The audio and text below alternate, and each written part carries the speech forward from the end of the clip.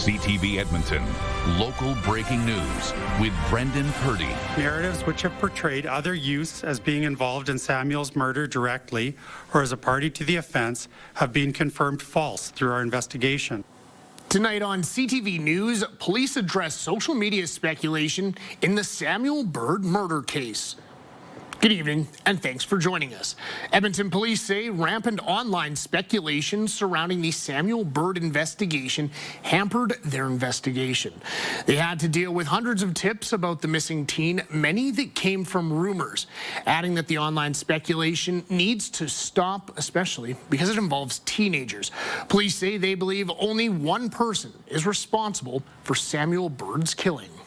Narratives which have portrayed other youths as being involved in Samuel's murder directly or as a party to the offence have been confirmed false through our investigation. The continued doxing of any youth associated to this investigation is morally and legally inappropriate. Police arrested 38-year-old Brian Farrell earlier this week. He's charged with second-degree murder and interfering with a body. He's facing 13 other charges, including aggravated assault and arson. Police say Farrell is the father of a teen who knew Bird. The 14-year-old was last seen on June 1st. Police believe he was killed that day. Bird's body was found yesterday in a wooded area near a farmer's field west of Edmonton and south of Stony Plain. Police were initially searching in the Carrot Creek area west of the city. That was not a ruse. It wasn't a tactic. It was a legitimate search for Samuel. This investigation has had many roadblocks, twists, turns, and the last 3 weeks have been probably the most active of the entire case. Police say Farrell was arrested in a public place by the EPS tactical team. A bail hearing has been set for October 20th.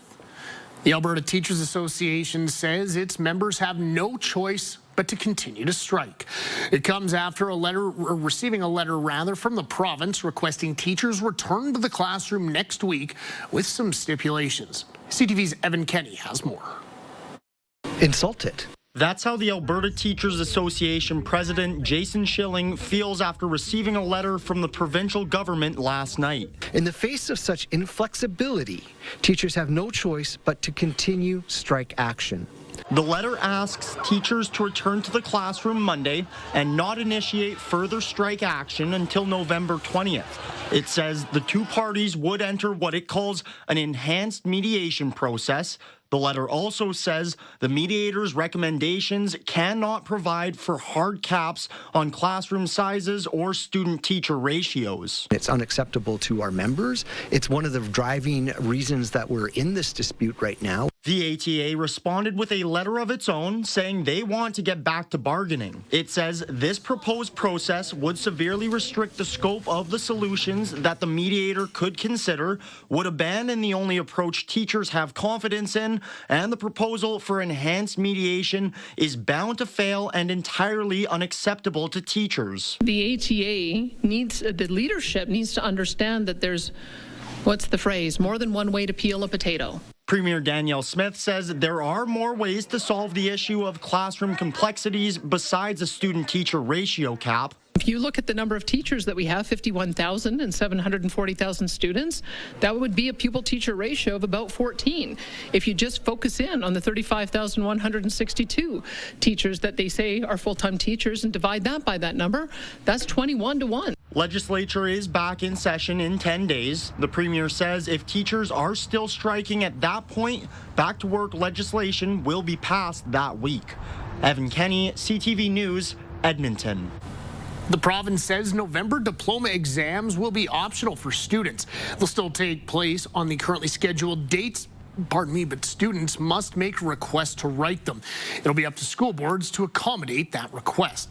At this point, there are no changes to the January and June diploma exams or provincial achievement tests. A new report into Alberta Health Services contracts reveals widespread conflicts of interest, but found that senior officials failed to take action.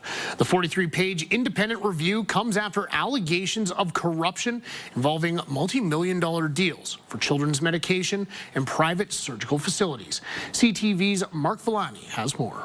Premier Danielle Smith says her government is taking action, committed to immediate reforms in the procurement processes of Alberta Health Services. This confirmed, I think, the fact that we needed to move in this direction, that AHS had bad practices. But Alberta's NDP disagrees. I believe the Premier is insulting the intelligence of Albertans when she tries to claim that the report is saying something that it doesn't. Those responses stem from Friday's release of a 43-page independent report written by former Manitoba Judge Raymond Wyant. He reviewed allegations of corruption involving multi-million-dollar contracts for children's medication and surgeries by for-profit providers.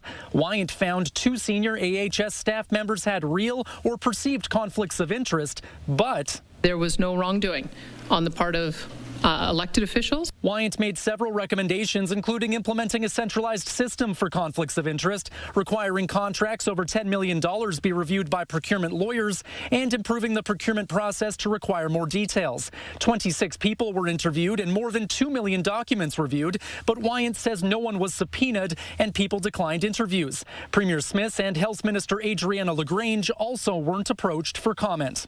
There was nothing that he found, whether it was at the public service level or at the government level. Wyant says he believed people were striving to tell the truth, but some weren't leaving him with the impression full and complete information was provided, and that he wasn't able to make a final and absolute determination. So I think that this report doesn't invalidate some of those arguments that have been made that this is big enough that we should be doing a public inquiry. And at the center of it all, former AHS CEO Asena Mentzelopoulos, who was fired for bringing these allegations to light. She says the Wyant report confirms these were legitimate issues that AHS was continuing to investigate when I was terminated 2 days before my meeting with the Auditor General. It's important to note that Judge Wyant's review was not a formal public inquiry. We have already taken the steps to address that. This is the heart of the corruption allegations against the UCP. The report found that AHS did not follow its own procedures when it signed a $70 million deal with MH Care to import children's painkillers from Turkey back in 2022. Premier Smith says she's unaware of how much that company's CEO may have profited from the deal. MH Care didn't answer our questions on the CEO's refusal to answer Judge Wyant's questions about his profit margins. Edmonton police have charged a 29-year-old man with sexual assault. Police say in August, a teenage boy reported being sexually assaulted by a man that he met on Snapchat. On Wednesday, police arrested Tristan LaHoo. He's facing multiple charges, including sexual assault. Police believe there could be other victims and are asking them to come forward. An inquiry into the deadly Columbia Icefield Tour bus rollover began earlier today. The bus lost control on a road leading to the Athabasca Glacier in Jasper in July of 2020. It rolled about 50 meters before coming to a stop on its roof. 3 people were killed. 14 others were seriously hurt. RCMP didn't lay criminal charges, but bus operator Brewster Inc. pleaded guilty to 2 occupational health and safety charges. A justice is expected to hear about brake inspections and maintenance of the bus during the fatality inquiry. While the inquiry can't assign blame, it'll make recommendations to prevent similar deaths. Immigration officers say they found 4 undocumented workers after searching a Calgary construction site this week. On Wednesday, Calgary Border Services Agency inspected the team working on the event center after receiving a tip about the workspace. Because it's a large site, immigration officers asked Calgary police to be there as an extra security measure. The 4 people found without status are required to report to the CBSA office this week. This investigation is ongoing. The federal health minister was in Alberta today to meet with the provincial and territorial health leaders. The group says it's committed to working together to strengthen Canada's healthcare system. They discussed recruiting more doctors and nurses as well as youth mental health. A coordinated immunization program was supposed to be on the agenda. The topic has been pushed to the next meeting since Alberta and Quebec are now charging for the COVID vaccine. We really put this to the next meeting because we want to have a more fulsome discussion. We know vaccine hesitancy is real. We know that there is an opportunity to look at how do we work together.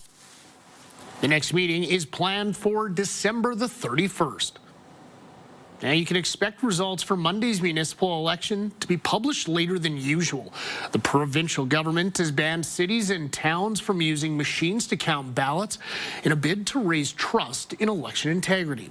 As CTV's Jeremy Thompson tells us, some communities may have to wait days to find out who's won.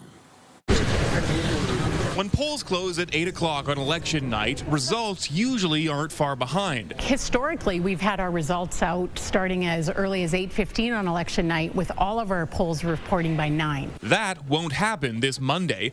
Last fall, the province passed legislation prohibiting the use of electronic tabulators. Leger released a poll in June where they said 36% of Albertans don't trust electronic counted ballots. Like many municipalities, Strathcona County has used machines to count votes for decades without issue. When we had tabulators, we were able to put 3 elections on one card, and the card was fed through the tabulator. But in this election, we have to have individual ballots. Hundreds of thousands of votes will instead be hand counted across Alberta, a slower process, especially where voters select multiple candidates on a single ballot, like for school board races in Strathcona or councillors in St. Albert. To minimize errors, Strathcona County will have a fresh shift of workers for the count. When you introduce humans into any kind of counting mechanism, you're bound to get errors. Municipalities have different targets for sharing results. Most plan to release them incrementally as they come in from polling stations. Edmonton expects to share its first numbers around 10 o'clock, while Calgary is prioritizing mayoral results to get them out sooner. St. Albert may not know who its new leaders are until Tuesday or later, as that city will only release results once they've all been counted and verified. In Strathcona, Roblin says the extra expense, training, and rigor is worth it to get results out as early as possible. We felt the longer the count takes, residents start to get a little anxious about the results. No matter where you live, expect election night to be a little different than usual. Jeremy Thompson, CTV News, Edmonton. CTV News Edmonton will bring you the results from the municipal election as soon as we have them. You can tune in at 11 on Monday night for a special edition of our late night newscast. Edmonton Mayor Amarjeet Sohi is in his final days in office and is reflecting on his time leading our city. The former Edmonton councillor, MP, and bus driver was elected mayor in 2021. He began the job in the middle of the pandemic. Other challenges he faced included difficult relationships with the province, as well as the Edmonton Police Service, and rising city costs after years of little increase in tax revenue. Despite the difficulties of the job, Sohi says he has many accomplishments to celebrate. We have moved forward on our commitment to building an affordable city, to building an inclusive, welcoming city. We moved the needle on our anti-racism action plan. We moved the needle and really ingrained into our city policies and programs our commitment to reconciliation with First Nations, Métis, and Inuit communities, was something that I felt that we have an obligation to do. So he says that after 17 years of public service, he's still deciding what to do next. Edmonton police officers participated in a different kind of community work today. Officers parked their cruisers in front of superstore locations. They asked Edmontonians to cram their cars full of food and toys. The Cram the Cruiser event supports a number of agencies in our city, including the Jasper Place Wellness Center, Pregnancy Pathways, and Edmonton Food Bank. If we can help those in need, right, reduces the amount of work we have to do. And, you know, like in these times, there's a lot of, we talk about affordability crisis. More and more people need help every day, so really great to see this work going on. The Edmonton Police Foundation says 7,300 pounds of food was collected. Just ahead, a festival of words, bridging the gap between authors and readers. Plus, a little art in the park. A new park opens in the Baldwin neighborhood. We've been waiting all summer for it to open up because we live just a couple blocks down. Good evening, folks. Gusty day today and a lot cooler than yesterday. It was 19 for a high on Thursday. Today we got to 11 for a daytime high. Sunny, a little bit warmer tomorrow, and then things go a little sideways on Sunday. Closer look at that in a couple minutes. Programming brought to you by James H. Brown Injury Lawyers, the heavy hitters of injury law.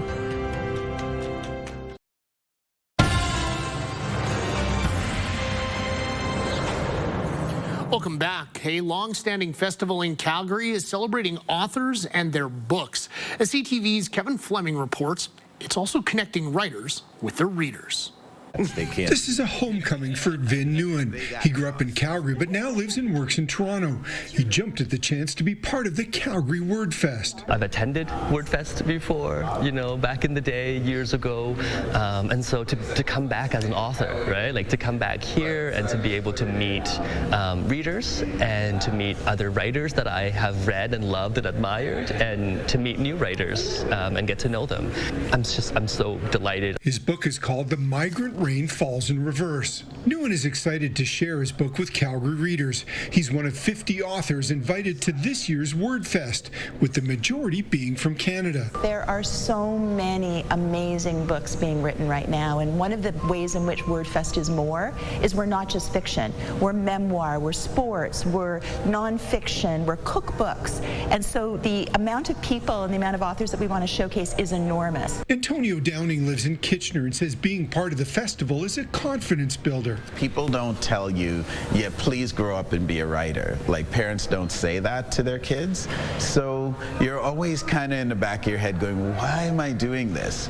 And I think when you're around a bunch of writers who are also doing it and made that choice, and readers who really appreciate it, you kind of go, yes, this is actually why I'm doing it. Downing's fourth book has just been released, titled Black Cherokee. It's about a coming of age of a young girl who is both Black and Cherokee. Ta-da! And both sides of her communities reject her because, the Black people are like, why are you praying to the river? And the Cherokee people are like, why is your hair so curly? And so she has to figure out how to be. The 6-day event is a chance for Calgary readers to meet and hear from their favorite authors, but also for those writers to meet the people who support their work. Kevin Fleming, CTV News, Calgary. A new playground in the Baldwin neighborhood marks an exciting milestone for the Edmonton Arts Council.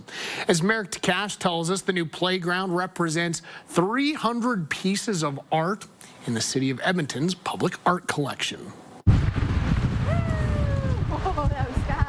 Tondra Georgie bundled up her kids on a windy afternoon so the family could check out a new playground built inside Baldwin Park. We've been waiting all summer for it to open up because we live just a couple blocks down. So this used to be like a place we go to almost every day to keep the kids entertained. The artist responsible for designing the park is AJ Loudon. He's been painting in Edmonton for decades. This is called Piney's Playground. Piney's Playground features Piney P, a character Loudon has been painting across the city for years. It's become his calling card. And this is the first time he's been realized in a fully sculptural form as a piece of public art. So this is a really exciting milestone for me. It's so cool to see, almost like a theme park for Piney. The park represents the Edmonton Art Council's 300th piece in the city of Edmonton's public art collection. Public art is the manifestation of our city's personality.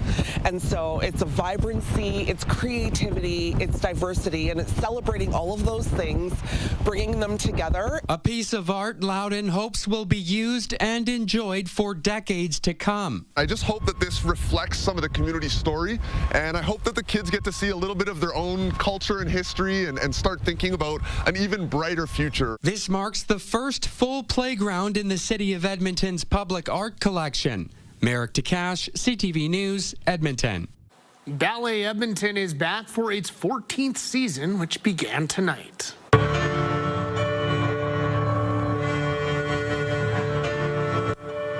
The season kicked off with Siren. The ballet spotlights Canadian choreographers, including one this year from right here in Edmonton.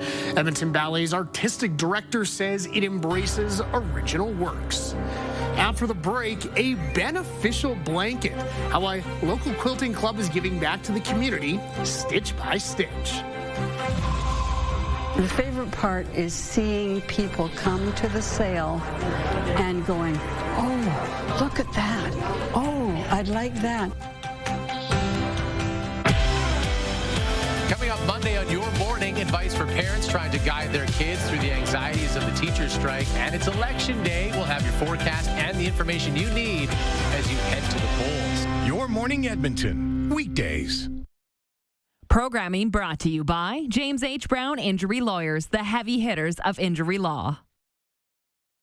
Welcome back. Average temperatures for the daytime high today, 11 degrees, well above average, though, this morning. 5 degrees this morning, and we'll be above zero again to start the day tomorrow. Should be a lot calmer tomorrow. We'll see mainly sunny skies, not only in the Edmonton area, but areas to the south and off to the east. We get some increase in cloud tomorrow afternoon in the northwest. Wind will be a lot calmer here in the city than it was through the day today. Still a little gusty into the early morning hours here and through the overnight period, but it starts to die down by mid-morning. There's your showers late Saturday night or early Sunday morning. That'll change over to some snow. It could actually be some accumulating snow across parts of northern Alberta on Sunday and in through the foothills in mountain parks. Best chance for showers, no guarantee, but if we see some showers on Sunday, it'll be late morning or around lunchtime. For the entire day, we're looking at cloudy skies on Sunday. And then east central Alberta, you get a good chance of some rain changing over to some wet snow late in the day. We're here in Edmonton. I think we'll see a few sunny breaks late in the day on Sunday. It'll be cool for Sunday, Monday. Temperatures are going to warm up, though, again next week. 0 in Fort McMurray, 3 in Grand Prairie tomorrow morning. It'll be about 2 or 3 degrees above zero here in Edmonton. 11s and 12s across the northeast with some sunshine. There's your increase in cloud tomorrow afternoon. 11 degrees in Grand Prairie and Peace River. Just 6 under cloudy skies in Jasper. 11s or 12s with sunshine for Red Deer, Lloydminster, and Coronation.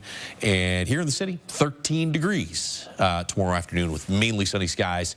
And as we said earlier, wind should be light for most of the day.